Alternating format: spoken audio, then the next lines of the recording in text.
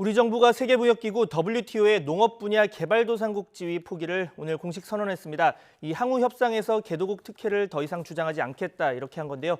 WTO 개도국 지위를 마지막 버팀목이라고 믿어온 농업계가 많이 불안해하고 있는데 이번 결정이 미칠 전망에 대해서 정철진 경제평론가 연결해서 짚어보겠습니다.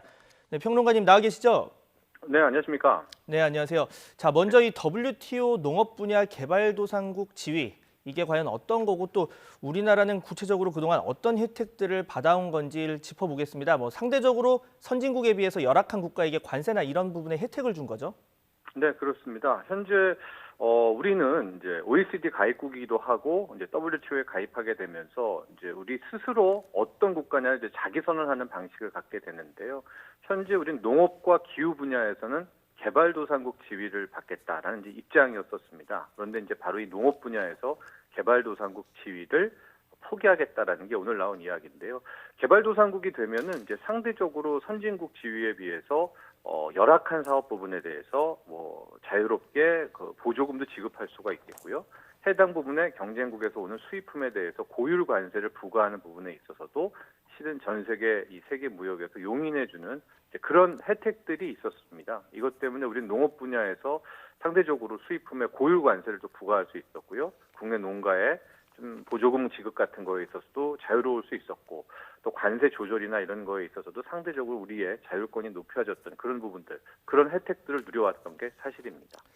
그 말씀대로면 다른 분야는 아니고 농업 분야에 있어서는 우리가 그동안 개도국 특혜를 받아왔다 이런 건데 그렇다면 이번에 미국 트럼프 대통령이 이 부유한 나라에 대한 개도국 대우를 중단하겠다고 압박을 한 게 지난 7월이었고 또 이제 정한 시한이 이달 23일이었는데 우리 정부가 이 미국의 이제 조치를 받아들인 겁니다. 미국의 말을 받아들인 건데 이 미국이 제시한 개도국 제외 요건 어떤 게 있습니까?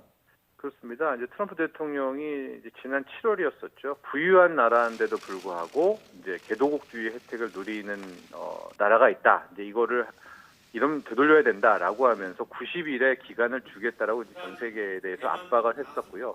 그때 당시 부유한 나라는 그럼 뭐냐? 한 4가지 정도의 이 요건을 제시를 했습니다. 가령 OECD 가입국, 실은 OECD 가입국 자체가 정성적으로 우리가 선진국이라고 보고 있죠. 또 여기에 G20 회원국이 거나 세계은행이 이제 해마다 고소득 국가를 분류하는데 거기에서 고소득 국가로 분류되는 것, 또 전 세계 무역에 있어서 비중이 0.5% 이상을 차지하고 있는 교역 국가. 근데 우리는 이 4가지 요건을 지금 다 충족시키고 있거든요. 네. 그렇기 때문에 그때 이 트럼프 대통령이 90일의 시한을 두고 압박을 했을 때 어느 정도 우리도 많은 이제 준비를 하고 있었고요. 당초에 미국은 실제로는 중국과 인도 이 이제 2개 국가를 노리고 칼날을 꺼내 들게 된 것이었는데요.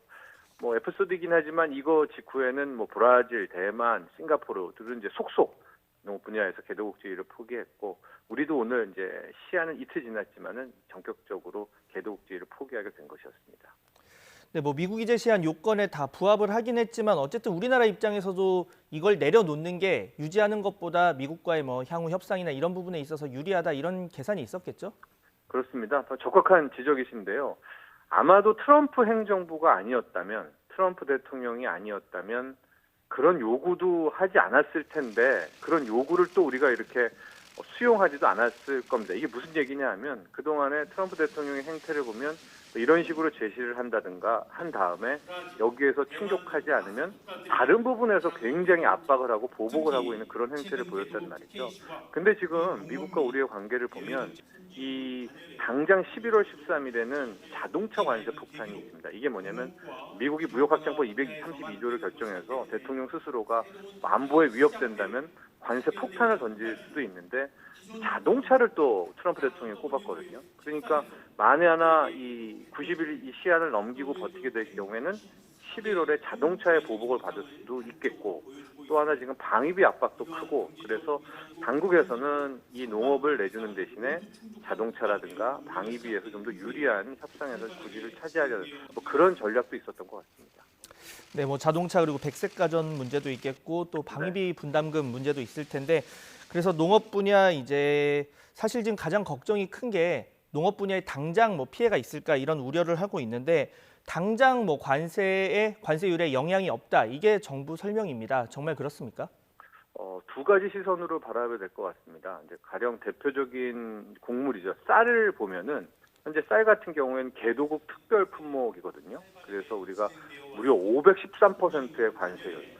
수입품의 6배를 가격을 매기니까 우리 국내 쌀 가격이 경쟁력이 있는 건데요. 이게 가령 선진국 민간 품목으로만 가도 393%로 떨어지고 마지막 최종 선진국 일반 품목으로 가면 아무리 우리가 관세를 많이 붙여도 154%? 이 정도밖에 못 붙입니다. 그럼 당연히 국내 쌀농가는 가격 경쟁력 때문에 버틸 수가 없고 정말 수십조에 달하는 그 이상에 달하는 이제 피해가 올 수가 있겠죠. 그런데 이제 정부에서 이런 것들을 알고도 이 농업 개도국 지위를 포기하는 데는 실은 조금 이제 전략적이고 기술적인 문제가 있습니다. 그게 무슨 얘기냐면 현재 우리 전 세계적으로 이 농업에 이 적용되고 있는 이 규율은 지난 1990년대에 정했던 WTO 농업협상 부분 대목이었었거든요. 네. 그리고 나서 95년에 이제 그때 당시 우루과이 라운드를 하면서 이게 어느 정도 정한 거였었고, 그게 비현실적이다라고 해서 다시 WTO 도하개발 어젠다 협상이 2001년에 시작돼서 선진국 개도국 다 모여서 막 이 농업을 어떻게 할까 하다가 2008년에 이게 결렬이 돼버렸습니다. 그리고선 이 다시 모일 확률도 없거든요. 근데 이게 다시 모여서 새로운 협상을 적용하기 전까지는 기존의 협상을 유지한다. 이제 이렇게 돼 있어요. 그러니까 정부의 생각은 지금 이 개도국 지위를 농업에 포기한다 하더라도 뭐 관세라든가 보조금이라든가 해서 당장에 바뀔 것은 아닌 거 아니겠습니까? 새로운 협상이 타결돼야 되는데, 근데 그 새로운 농업 분야 협상 타결은 현실적으로 꽤 시간이 걸릴 것 같다. 그러니까 우선은 그 새로운 협상 타결되기 전까지 우리 쪽에서 이런 뭐 보조금 이런 문제 좀 해결하고 농업에서도 어떤 솔루션을 찾고, 대신에 단기적으로 떨어진 이 방위비, 자동차, 백색가전 이런 것들을 먼저 좀 챙기자. 이런 좀 전략을 짰던 것으로 보여집니다.